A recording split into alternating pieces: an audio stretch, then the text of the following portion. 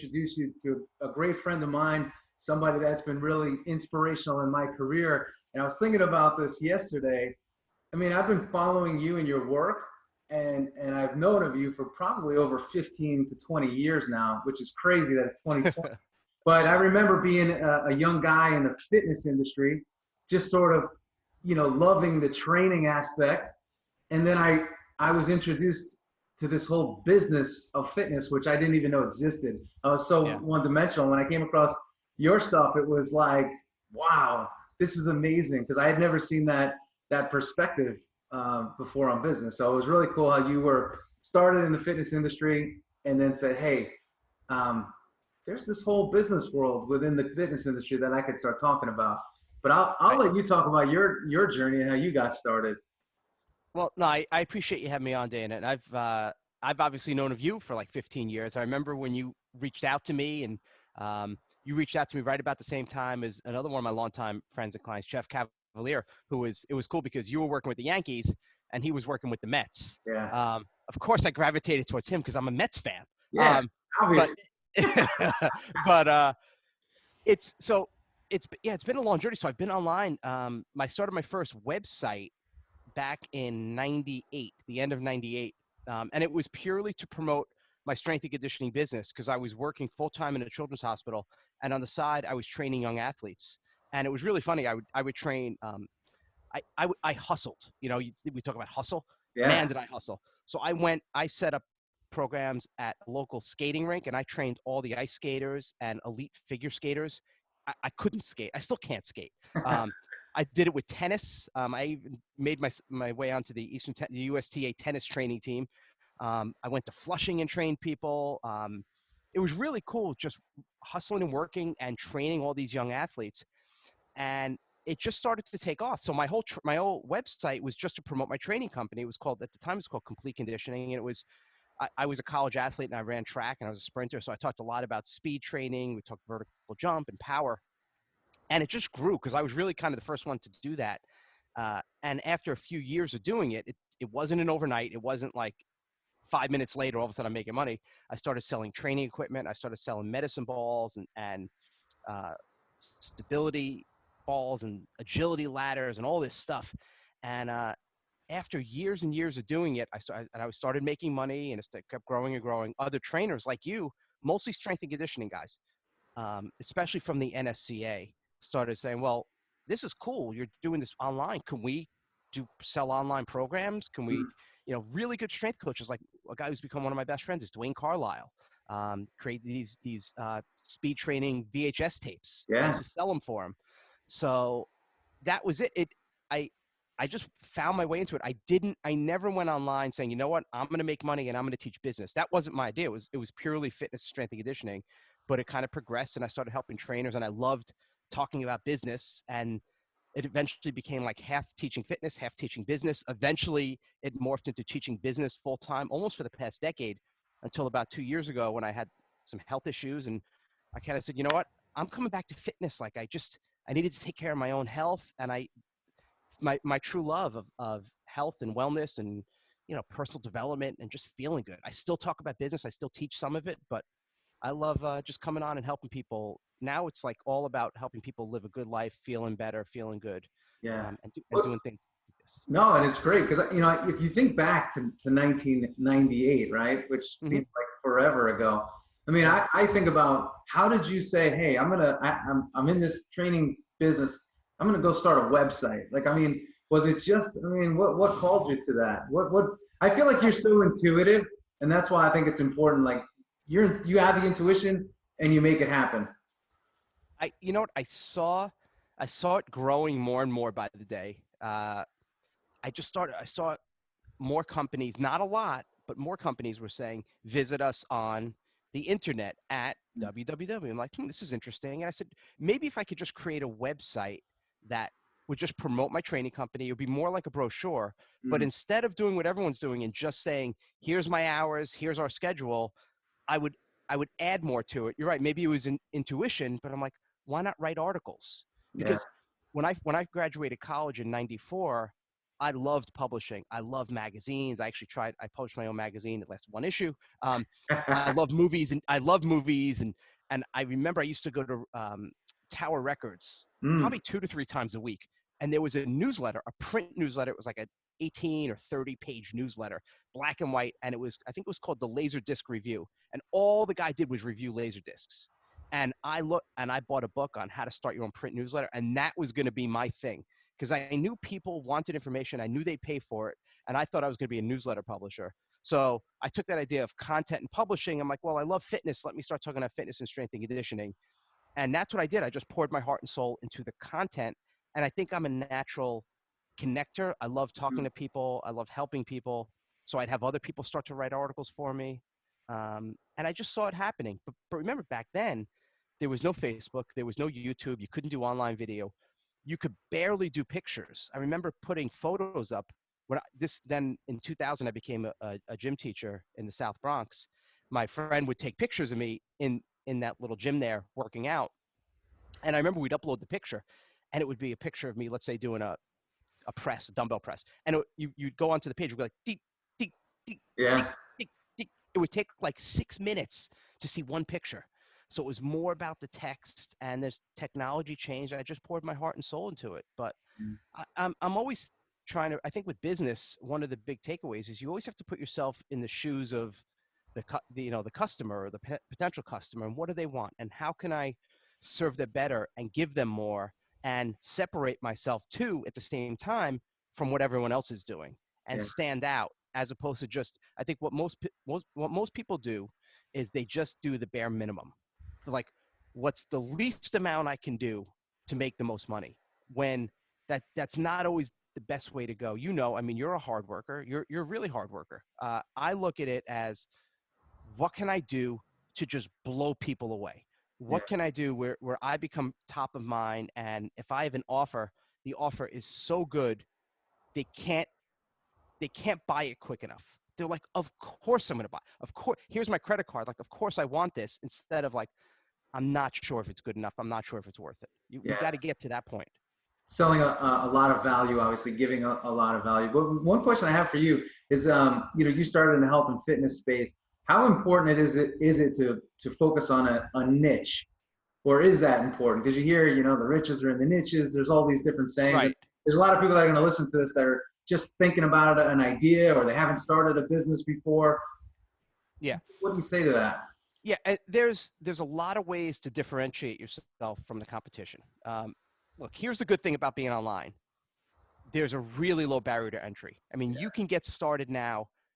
I mean, you literally can get started for nothing. You can get started with an Instagram account, with a Facebook account, start putting out stuff and set up PayPal and start making money immediately. I'm not trying to sound like some hypey salesperson, but it's true. There's a low barrier to entry. You can get a website done. You can go to a place like Fiverr and get a really nice website done for like $100. So Mhm. the barrier to entry is low. We can all get in now.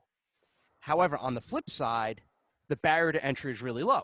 So there are hundreds, there's thousands, there's tens of thousands of people coming on all the time in markets, and it's getting more crowded. When I started in 98, I was the first guy. There's a place called ClickBank where you could sell digital products. I was the first guy in sports trading, the very first. Mm, Now there's thousands. Back then, I had a membership site. It eventually became strengthcoach.com when I bought them, and it was strength and conditioning for all sports. Now there is strength and conditioning for hockey. yeah, it's all And niche.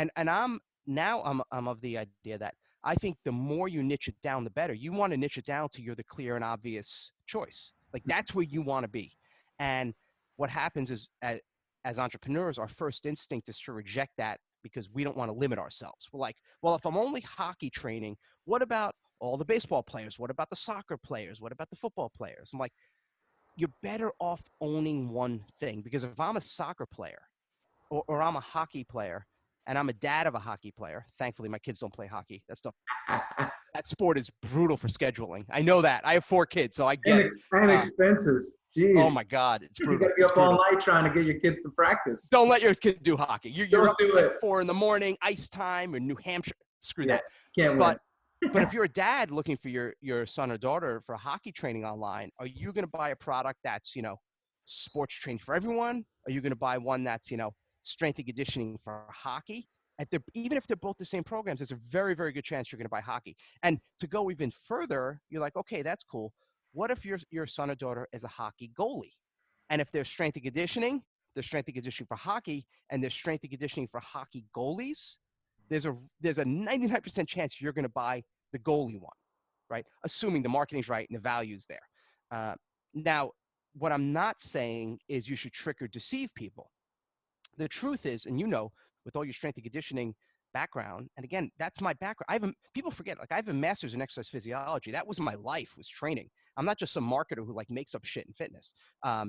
So we know that a lot of the training or the exercises would have carryover into a hockey player as it would for a lacrosse goalie, a squat is a squat. But a lot of it is the way you market and brand. So you want to niche down. And I'll give you an example. You might say, okay, well, that's cool in fitness. Give me another example.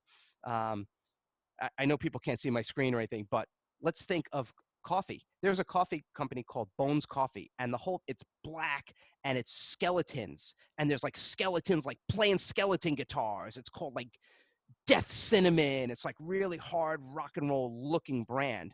Another one of my friends, her name is Marusha Murphy, and she has a thing called Perky Perky. And it's a picture of this woman, and it's like for women, and it's just a totally different brand. It could be the exact same coffee, but the branding is different.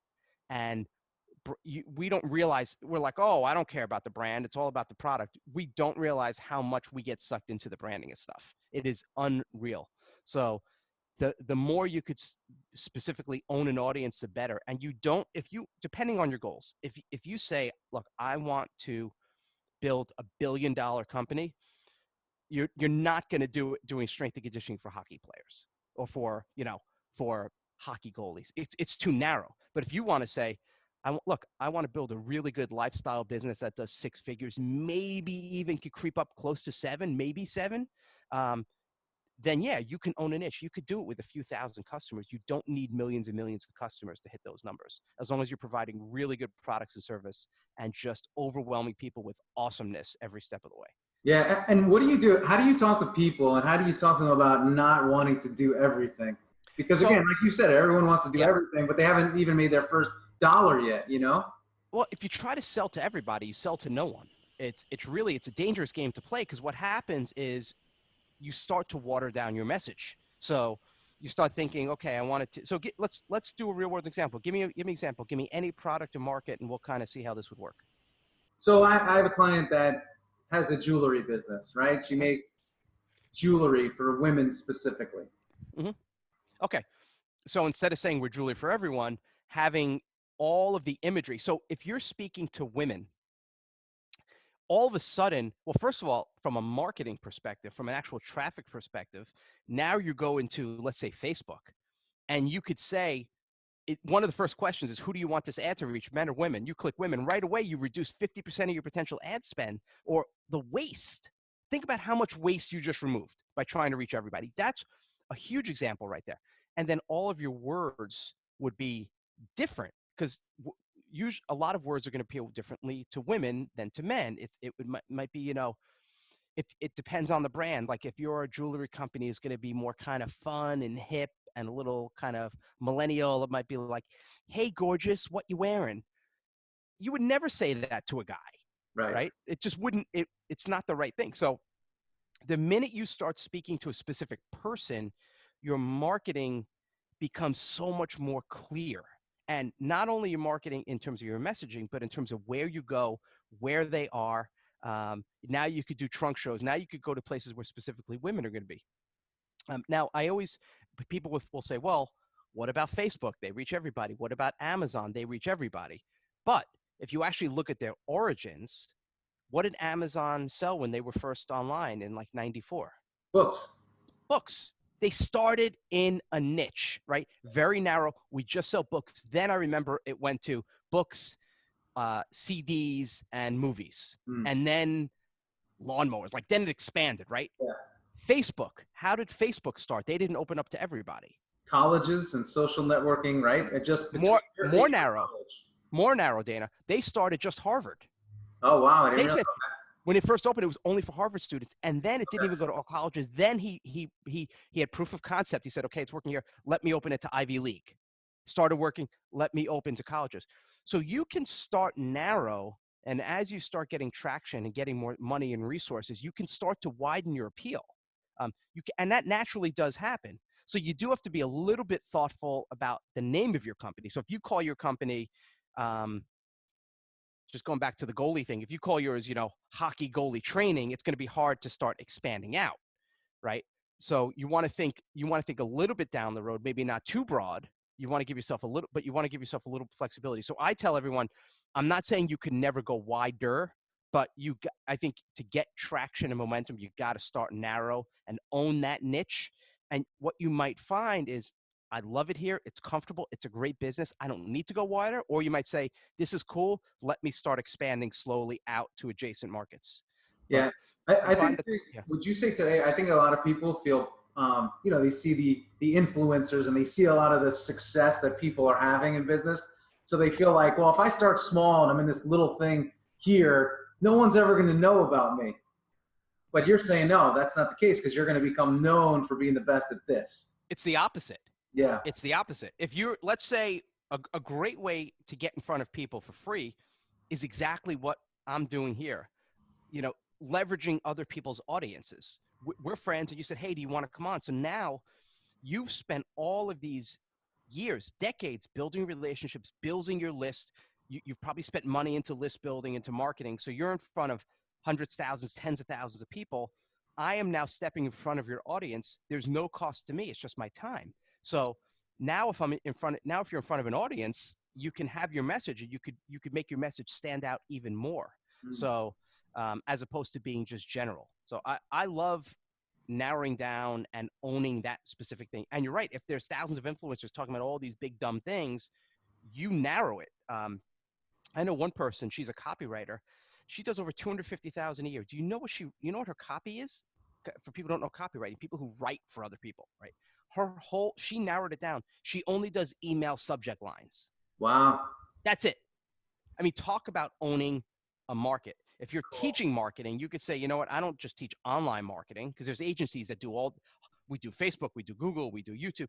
Yeah, If you just said, we only do, native networks, or we only do Bing, or we only do Taboola, like a specific ad network, you can own those spaces. yeah, It's amazing how much better it works, and how few people do it, because I do think they're scared. I think they believe they're missing opportunity, and they use that annoying word, that phrase that drives me crazy. I'm leaving money on the table. yeah, Sometimes it's okay to leave money. I will bet you there's no one in the world that's left more, quote unquote, money on the table than me, yeah, because I walk away from so many opportunities because I just don't want to do it. I don't want to say those things. I don't want to try to be everywhere, but own it and be grateful for who you have and who you serve, and narrow in. yeah. I feel like that's something you'd hear from like your parents 30 years ago. You don't want to leave it on the table, you know? And people start, they believe that. But I think what's interesting today is, one of the reasons I wanted to have you on today is there's a lot of people that have had corporate jobs for a long time. They're feeling the squeeze of sort of what's going on with the virus and all that. And for the first time in their life, they're saying, hey, you know what? Maybe I should sort of take control of my own life and my own outcomes. But they're nervous and they're scared and they have this fear because they've never done it before. I get it. I love how, again, you go from idea to putting something in action, and by the end of the day, you could have a business rolling. What would you say to those people that haven't done it before and are looking to get started? Well, I think the first thing we have to do is, look, I'm not a psychologist, although I am married to one, is we have to just let go of the fear. I was blessed because I spent 6 years working in that children's hospital, and I saw so much sickness and death and illness and the worst things you could imagine. But I also saw hope, but it gave me tremendous perspective of what's the worst that can happen. Hmm. Look, we all have an expiration. There's going to be one day it's over. What's the worst that can happen? Are you really going to worry on your deathbed, your last dying breath? You could be like, I wish I got more likes on that Facebook post. Honestly, like that, what's the most important thing? For me, it's my wife and my 4 kids. They're my life. They're my everything. For you, I'm sure it's your amazing wife, Lauren, and her crazy TikToks. But what's like, let's put things in perspective, right? And say, I'm going to lean into this. And what's the worst that can happen? And getting over, because we start getting in this world of perfectionism and we overthink everything and overproduce and overhype. What I say is let that go and say, let me try something. Let me play. I Mm, look at it as play. Let me get to play and experiment. Let me use the world, the internet as my canvas. And let me start by taking one small step. You don't have to build an entire membership site or entire business and product and software. Start with one thing. Put a post out on social, wherever you are, Facebook, LinkedIn, Instagram, whoever is in your audience or your world, or if it's, or even if you have nothing in social media, if you have an email list of friends, mm, email them and put something out. Hey, it's Frank. I'm thinking of doing this. What do you think? Or, I worked for 30 years of my corporate life doing HR. So I'm thinking about starting a payroll system for at-home businesses. What do you guys think? Is that something you'd want to get behind? What do you like? Just starting, and yeah. you might start getting a lot of comments and feedback, and it like makes you feel good. Okay, now what's the first step I have to take? Let me just do little steps instead of spending tens or hundreds of thousands of dollars. And I think what happens and what's happening now is that there are a lot of corporate people, people who've made money, people who have some savings, and yeah, maybe they're out of a job now and they're looking online and they're getting sucked into some of these big Madison Avenue companies. Some Mm. of these companies, they see you coming a mile away. Oh, we'll do your branding. It's, $150,000. We'll create your website. It's $350,000. When if you're just resourceful, if you go to Upwork, if you go to Fiverr, you can get things done for like $100, $50, $200 that look just as professional. A lot of times those big companies hire those guys Yeah, it's to do. crazy, right? Yeah, it's like the contractor who you pay $1 million and then he keeps 500,000 and pays the other guys the 500,000 just Yep. to like hire them when you could just hire them and cut out the middleman. So I would say start with one small step and test things and test messages and see what resonates with people. And even if you start as simple as just getting up, it's called a landing page where you say, hi, I'm Frank. This is what I'm going to build. If you're interested, enter your email. And Mm, at least you could start gathering a list and start emailing them and talking to them. Hey, this was the experience with this. This is what we did when we ran payroll. This were the systems we used, and get the wheels turning, get the flywheel moving. yeah. That's what I recommend. And if it doesn't work, okay, we shift. When you're an entrepreneur, man, you got to be agile. You know that, Dana. Yeah. You Which think something's going to work, and you don't know. which is interesting because one of the things I had here is, hey Ryan, you've started how many businesses, but Yeah. how many businesses have been somewhat of a flop in between the successes? Right. And there's a lot that I'll put it out. I mean, I'm to the point now where I'll know within a half an hour if it's going to work. Yeah, So I'll email my list and I'll know just on the open rates. yeah. Like I'll say, "Oh, I think I have this idea for a product." I'll put it out there and the open's like half. I'm like, "All right, they're not even interested. They're not even opening the email, let Mm, alone clicking and then potentially buying." And the mistake I made once, I spent like $25,000, $30,000. I was building this software. I'm like, this is gonna be the best. It's so cool. And I didn't take the steps and I didn't test. I was drinking my own Kool-Aid yeah. and I put it out, man, and I sold one. Mm, Not 100. I sold one for like $100. wow. And after one day, I immediately shut it down and took the loss. I'm like, this is DOA. This is DOA. It's dead on arrival. And I said, I'm never going to make that mistake again. So we start small and we just take one step at a time. Well, one thing that we've spoken about in our coffee shop meetings, and I've heard it several times before, is like even when you have an idea for a product, you don't have to, or a course or whatever it is you want to do, you don't have to build the whole thing out. If it's going No, to be, multiple modules, start with the first one. You can even start with the first 2 weeks, whatever it may be. But so many people, they see this massive undertaking in front of them, and it's like, see if it can sell. My buddy from Under Armour, Kevin Plank, said the same thing. He's like, I got to see if things can sell first, if my yeah, idea is even viable. exactly. You don't know what you don't know. Yeah, and if you are creating a course, right, like a 6 week or 8 week or 10 week, I mean, I'm doing one right now, a little bit under the radar with a partner of mine, and we're just 1 week ahead of it, and Yeah. we're listening to the audience, and we're creating new modules we didn't even think about based on their feedback. Even with Rewind, with our drinks, we start off with bars. We're a bar company. And I wasn't sure. And I know we've actually talked about this. I'm like, do I create a supplement? Do I create a drink? And I had like 5 or 6 drink flavors ready. And instead of coming out with 5 or 6 and putting all my money in the inventory, I said, let me test with one. Let me see if people will buy our drinks. And not only that, will they not only buy them, will they like them? So I put it out and we sold all the drinks in like 2 or 3 weeks. And Wow. then we started getting feedback. This is the greatest thing I've ever had. When there's more coming, I'm like, we're onto something. And then we launched 2 more flavors. We tested. We want to see how it's going. It's going great. Okay, we've got another 3 flavors coming. So instead of putting all my, because if I would have spent, $300,000 in inventory and we sold 50 drinks, that would suck. And Yeah. a lot of, you'd be shocked how many people do that.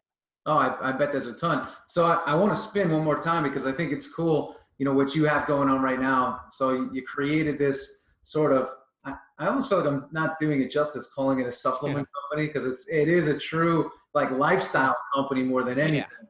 Yeah. Uh, Yeah. but you did exactly what you're saying. I So started, yeah. Sorry, Dana, what was your question? no, I was going to say, so if I mean, a lot of people don't know about Rewind, my audience, but what is Rewind and sort of what was your idea for it? So so my health decline started like 10 years ago. My wife and I just had our 4th child. I started eating more. You start eating a chicken finger and, Mm, mac and cheese. And a few months after my son was born, my mom passed away from cancer at age 63. It was a really quick battle with cancer. Right around that time, we had a supplement company, and it just went off the cliff because it's a long story, but basically one of the people who we trusted started a competing company and took everyone with them. mm, So we went from millions of dollars a month in revenue to millions of dollars in debt within like 90 days. It was insane. So I had all these 3 pressures and stresses on me, and I started gaining weight and feeling like crap. And this happened for years, and all this stress. I tried to put on a good face, but it was tough. yeah. To the point where a few years later, I had really, really bad pain where I couldn't walk. I'm like, what the hell is going on? I was limping. I would drive around for an hour to find a parking spot in front because I couldn't walk 2 blocks. Then I woke up one morning and I couldn't bend my fingers. I'm like, all right. So I started going to every doctor. I went to my general practitioner. I went to orthopedic guy that I'm friends with. I went to a podiatrist because my feet hurt. I went to a physical therapist. I went to a chiropractor, massage therapist, everyone you could imagine. No one could figure out what was going on. I finally went to a rheumatologist and I was diagnosed with an autoimmune disorder called psoriatic arthritis. And he wanted to put me on drugs, really heavy stuff. He said, Yeah. but you can't be near anyone who gets sick. I got, doc, I got 4 kids. Like, kids get sniffles. Like, he's Yeah. like, well, you have to come in every week and get blood tests. I'm like, hell no. So I went on a mission to figure out what's going on, really started to dive back into my science books and inflammation. And I knew, let me simplify things. Let me just have a bar in the morning. So I started eating a bar, but the problem is all the bars were either really high in sugar, had added sugar. They all had gluten and they all had dairy, which are 3 things that cause inflammation. They're not good for people with autoimmune. So then I'm like, then, my entrepreneurial wheels start turning, Dana. You know how that is. What's next? Well, I'm like, if this is a problem that I have, I know there's millions of people with autoimmune. I know there's millions of people who like bars. Maybe we could do a bar that kind of solves all these problems. And that was the idea. And it took me like almost a year to come up with the idea, the formulation, finally get it out. And we launched with, talk about minimum viable product. I launched with 1 bar. Mm, That was it. Rewind. And the whole idea behind Rewind was it's going to help rewind the years, rewind the clock. And as you can see behind me, and I'm here at it's like an old 80s arcade. It's kind of coming back to when you felt young again. yeah. I was born in 72, so I'm a child of the 70s and 80s, and I love that stuff. So we play into that kind of retro a little bit, the little fun stuff. And that was the idea behind it. Yeah, and that double meaning of rewinding, you could see I have my Walkman behind me, rewinding cassettes, rewinding VHS tapes, just having fun with it. And then after the bar started doing well, people like, well, can you do another flavor and another flavor? And we started doing more flavors. And now we have drinks, and it went from a bar company to now it's more of a lifestyle company. Now it's just about helping people feel good, Mm, and just feeling energy and health and fun and smiles and play. It's all that stuff combined. And it's been so much fun to build this. Yeah, It's stressful. It could be stressful, with an e-commerce company and bars and with with COVID-19 and the supply chain. I mean, it's not the smoothest sailing business in the run to run. It's not as easy as a membership site, but it's been really fun to build and impact so many lives. So yeah. that's what I've been doing for the past couple of years. I think it's cool too because even though there is the stress, you sort of built this brand that's within you, right? It's like, hey, I'm Yeah. stressed, but I got Bruce, I got Bon Jovi, I got all this like culture that I'm building. That so you always have a reminder around you of these Yeah. good times. Right. Right. No, it feels good when I come in here into my office and I'm right in town where I live in New Canaan, Connecticut, right in downtown on Main Street. It's like my dream from Yeah, my childhood. I mean, arcade machines, and I have hundreds of records and cassette tapes and and posters and records. It's yeah, the greatest thing in the world. So it makes me feel good. And my hope is that for people watching this, if you could find a business, if you want to be an entrepreneur that lights you up, there's nothing better. yeah, And your business, it doesn't mean you have to be in the business of selling that thing. So I'm not selling records. I'm not selling tapes. Um, I'm selling healthy bars and drinks, anti-inflammatory bars and drinks. But you can always infuse your loves and passions into your marketing. I know there's an attorney. I think he's in Chicago, and he calls himself the rocker lawyer or the lawyer rock star. And he's a lawyer. He's got the long hair, the '80s hair. He's in a band. He plays like metal guitar, yeah. but he embraces it. I think that's so friggin' cool. So what can you do what can you bring into your business that gives it a little bit fun, a little bit of an edge? Everyone has something. Some people are pilots. Some people collect, baseball cards. Mm. Some people love hiking. I don't know. Everyone's got their thing. What's yours, Dana? What's yours outside of business? Well, I like music. Music is one of my things too. I just love. Yeah. Um, Springsteen. yeah, I do. I'm actually obsessed. So like, I would have a full Springsteen wall behind me, which I probably should. You should. I mean, you know, it you could play into that in your marketing. One of your email subjects could be born to run. Yeah. Hey, is your business born to run or is it born to walk? Uh, Right, you know what? I got to tell you this because I forgot to tell you. We were watching this unbelievable documentary on, I want to say it's on Amazon, but it's called The Pretender. Did you see this? It's, I didn't it's, see that one. it's about a guy that realizes in life he doesn't like working in corporate America. He doesn't like, doing all these jobs that he's had in the past, but there's one love that he has in his life. You ready for this? What's that? Rocky Balboa. So what did he do? He starts these tours in Philadelphia. He Hmm. dresses himself up as Rocky. He has the whole shtick Sweats. on. But he's doing well. I mean, look at this guy. To your point, he took what he loved, the only thing he loved, and Yeah. built this lifestyle brand. And I think even in my posting today, some people are probably like, "What the heck is a lifestyle brand?" Right. And I Right. think it's exactly what you just explained, right? Yeah. I think I think you can always infuse your personality into your business. You can always make it more fun, especially now. Everyone is stressed. There's uncertain times. People are just not happy. So if you can lighten it, don't twist it. The old school marketing is twisting the knife and making people feel bad and having them buy. Do the opposite. Be light and talk about some of these fun things that you love doing and bring it in. Whether Dana, all of your people like Springsteen or not, at least they would be like, oh, I love his Springsteen references. It's kind of cool. It's different. And what Yeah. happens is when we build a business, we build this wall. We're like, well, I'm talking about HR. I'm talking about law. I'm talking about accounting. I'm talking about finance. I can't talk about Springsteen or the fact I'm in a band on the weekends, or I can't talk about my kids, or I can't talk about I love being an umpire. Mm, And I'm like, why not? People want to do business with human beings. right. And remove those friggin' walls. I mean, what the heck does, Bruce Springsteen have to do with a nutrition bar or a drink?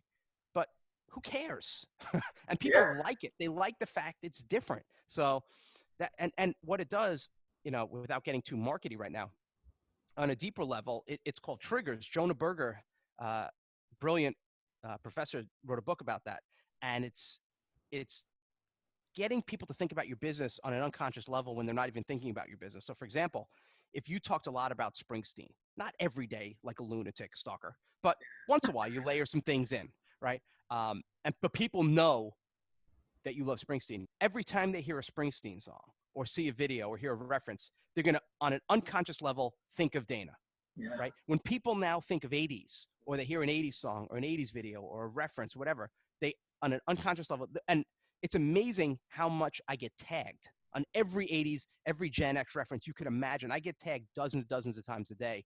People saying, "Oh, Ryan, oh, rewind," and that's cool because they're thinking of me when they're not necessarily just thinking about, you know, autoimmune or bars. Yeah, you're just talking about your passion. They attach to your passion, and then they're triggered every time that reference comes about.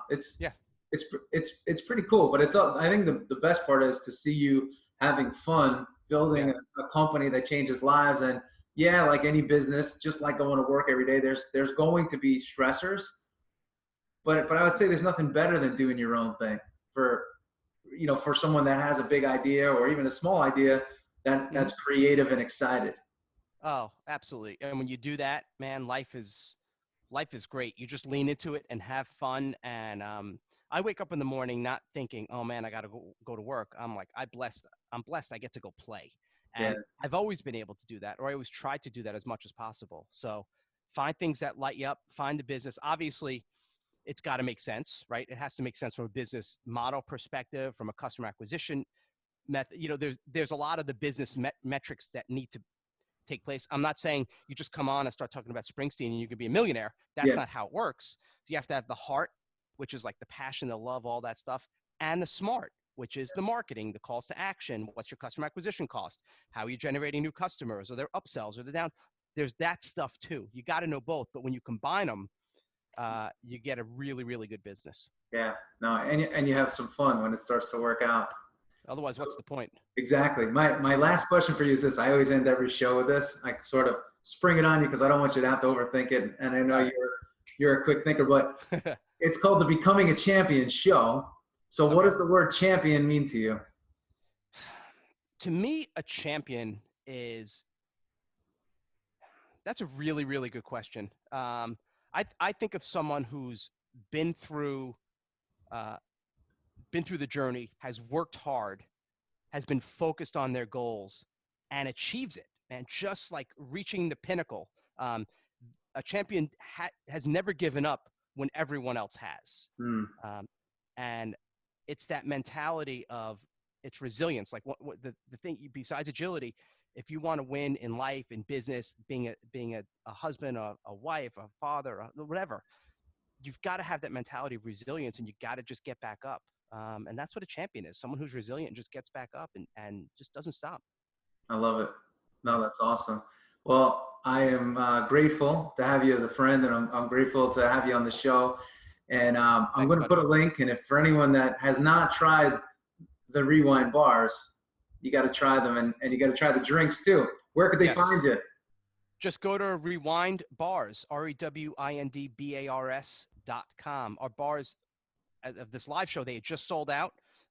So there's more coming in about a week. The drinks are in stock now, so check it out. Cool. Check it out. You guys are going to love them. All right, Ryan. Appreciate it, buddy. I'll talk to you. Good luck, everyone. See ya. Bye-bye.